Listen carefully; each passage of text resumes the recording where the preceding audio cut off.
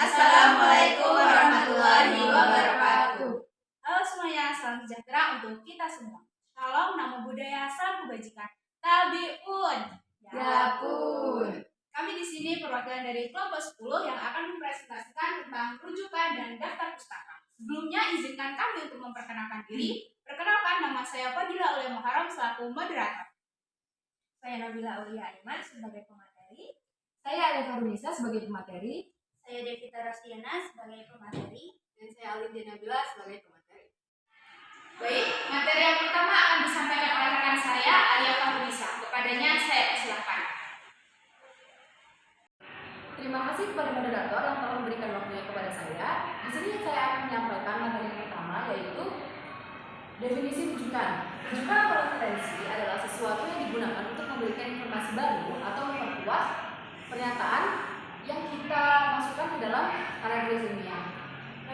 Rujukan atau referensi itu diambil dari kata referensi, dan referensinya itu sendiri diambil dari bahasa Inggris, yaitu refer to, yang berarti merujuk pada atau mengacu pada. Dengan demikian, rujukan atau referensi adalah sesuatu yang digunakan untuk menggambarkan pernyataan terkait sumber-sumber yang didapatkan. Baiklah, selanjutnya saya akan menjelaskan tentang contoh penulisan rujukan. Ada 4 aturan contoh penulisan rujukan. Yang pertama itu adalah jika penulisnya hanya satu orang. Misalkan ini namanya Alia Fahrun, maka dibalik menjadi Fahrun Alia, nama depan menjadi nama belakang dan nama belakang menjadi nama depan. Dan apabila yang dirujuk itu diletakkan setelah sumbernya, maka nama penulisnya itu diletakkan di luar tanda kurung, dan yang di dalam kurung hanyalah tahun serta nomor halamannya. Namun apabila yang dirujuk itu diletakkan sebelum sumber, maka penulisnya itu diletakkan menjadi satu di dalam tanda kurung tersebut. Aturan yang kedua adalah apabila penulisnya ada 2 orang, maka nama penulis pertama ditulis sesuai dengan aturan nomor 1, dan penulis kedua ditulis mengikuti nama aslinya. Misalkan Alia Fahrun penulis pertama, Nabila Aulia penulis kedua, maka Alia Fahrun dibalik menjadi Fahrun Alia, dan penulis keduanya Nabila Aulia menjadi tetap seperti nama aslinya. Dan ini juga aturannya mengikuti seperti yang kedua. Apabila yang dikutip itu diletakkan setelah sumber, maka nama penulisnya di luar. Apabila yang dikutip itu diletakkan sebelum sumber, maka nama penulisnya diletakkan di dalam kurung. Aturan ketiga adalah apabila penulisnya kurang dari 5 orang dan lebih dari 2 orang, maka semua penulisnya ditulis di dalam sumber itu, di dalam rujukan itu. Namun di aturan ketiga ini ada beberapa aturan khusus. Tepatnya ada 2 aturan khusus. Yang pertama, apabila kita baru pertama kali mengutip dari sebuah sumber, maka penulisnya itu ditulis semua.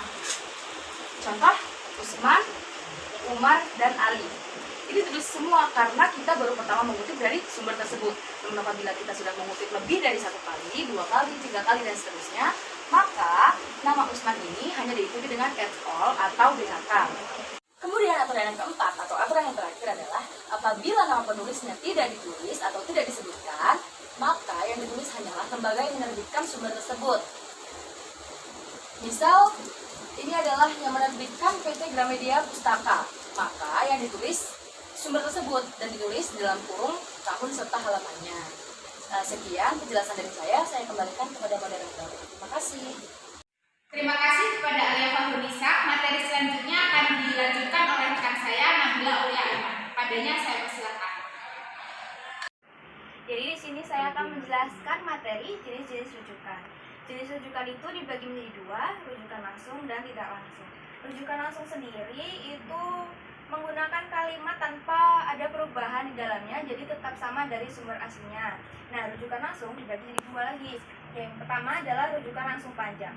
Rujukan langsung panjang itu menurut APA minimal adalah 40 kata, tapi menurut MLA itu minimal 4 baris. Kemudian ada kutipan langsung pendek. Kalau kutipan langsung pendek itu maksimal 4 baris. Kemudian rujukan tidak langsung. Rujukan tidak langsung itu menggunakan gaya bahasa kita sendiri atau diparafrase, tetapi tidak mengubah ide atau makna dari sumber aslinya. Terima kasih kepada Nabila Aulia Aiman. Selanjutnya materi akan akan dijelaskan oleh Devita Rusdiana. Kepadanya saya persilakan. Terima kasih kepada moderator. Baik, di sini saya akan melanjutkan memaparkan materi yaitu daftar pustaka. Nah, apa sih pengertian dari daftar pustaka itu sendiri? Nah, daftar pustaka sendiri itu adalah suatu susunan tulisan yang ada di akhir suatu karya tulis ilmiah yang isinya itu berisi tentang nama penulis, terus ada judul tulisan, penerbit, identitas penerbit, dan juga tahun terbit. Nah, daftar pustaka ini juga digunakan sebagai sumber atau rujukan bagi seorang penulis itu untuk menulis karya tulis ilmiahnya. Selanjutnya juga ada penulisan daftar pustaka. Nah, penulisan daftar pustaka ini dapat diambil dari berbagai sumber yaitu seperti buku, makalah, jurnal, terus ada skripsi, tesis, dan juga disertasi, lalu juga ada kamus dan ensiklopedia, juga ada dari internet, wawancara, maupun lembaga. Baik, terima kasih. Saya kembalikan kepada moderator. Terima kasih kepada Devita Rusdiana. Selanjutnya materi akan dilanjutkan dan dijelaskan oleh Alindia Nabila. Kepadanya saya persilakan. Terima kasih kepada moderator. Di sini saya akan menjelaskan tentang style kepenulisan dan juga format penulisan daftar pustaka. Di sini bisa kita lihat ada beberapa style kepenulisan daftar pustaka yang dipakai di berbagai negara. Ada APA dan MLA yang sering dipakai di Indonesia. Yaitu APA itu American Psychological Association, ada juga Chicago yang dipakai di Chicago. Kemudian ada GP 7714 yang merupakan Standardization Administration of China. Ada GOS, Harvard, IEE, ISO, MLA yaitu Modern Language Association yang juga sering dipakai di Indonesia. Perbedaan antara APA dan MLA sendiri biasanya terletak pada bidang jurnalnya, pokoknya bidang kependidikannya. Kalau APA itu biasanya dipakai di bidang pendidikan, sedangkan MLA sendiri lebih berfokus pada bidang language dan literature. Kemudian selanjutnya saya akan menjelaskan beberapa format penulisan daftar pustaka dari 3 jenis sumber. Yang pertama yaitu buku, makalah, dan juga jurnal dengan menggunakan format APA. Untuk format APA sendiri, jika sumbernya berasal dari buku, format penulisannya yaitu nama penulis yang dibalik. Jika misalkan penulis itu memiliki 2 suku kata dalam namanya, itu namanya, misalkan di sini kita ambil contoh yaitu Maharani Intan, yang berarti namanya adalah Intan Maharani. Maka nama belakangnya ditaruh di depan, diberikan koma, dan diikuti oleh nama depannya. Kemudian diikuti oleh tahun terbit, yaitu tahun 2000. Kemudian diikuti oleh judul buku. Di sini ada judul bukunya yaitu Panduan Penulisan Biografi. Diikuti oleh kota terbit yaitu Jakarta, diberikan titik 2 yaitu nama penerbit. Di sini penerbitnya yaitu PT Intermedia. Selanjutnya, saya akan menjelaskan format penulisan daftar pustaka dari sumber makalah. Untuk format penulisan daftar pustaka melalui style APA dari makalah, itu formatnya yaitu nama penulis, kemudian diberikan titik, tahun terbit, titik, judul makalah, titik, dan juga diberikan tulisan makalah. Pada contoh di sini, Hanum Januar yaitu nama penulisnya, kemudian diikuti oleh tahun terbit, kemudian judul makalahnya yaitu Partisipasi Perempuan dalam Dunia Kerja, dan diberikan penjelasan yaitu ini sumbernya dari makalah. Selanjutnya yaitu penulisan daftar pustaka dari sumber jurnal.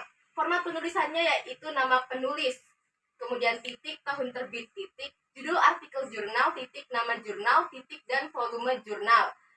Pada contoh di sini yaitu Alia Maulia yaitu nama penulisnya, diikuti oleh tahun terbitnya 2010, kemudian judul artikel jurnalnya yaitu Probabilitas Pasar Modal dan Perbankan di Lingkungan Pedesaan. Diberikan titik, dan nama jurnalnya diambil dari jurnal statistik, dan volume kedua pada halaman 18 sampai 20.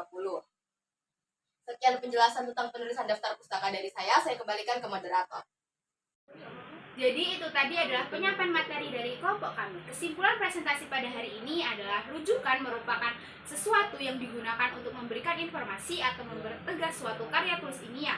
Sedangkan daftar pustaka biasanya ditulis atau disusun di akhir sebuah karya tulis ilmiah yang mencantumkan nama penulis, judul tulisan, tahun terbit, penerbit, dan identitas penerbit. Jadi kedua unsur tersebut merupakan hal yang sangat penting yang ada di dalam sebuah karya tulis ilmiah. Dalam penulisannya pun kita tidak bisa sembarangan dalam menulis. Ada aturan-aturan khusus yang wajib kita perhatikan dalam penulisannya. Sekian presentasi dari kelompok kami. Mohon maaf apabila ada kesalahan dalam penyampaian. Kami akhiri.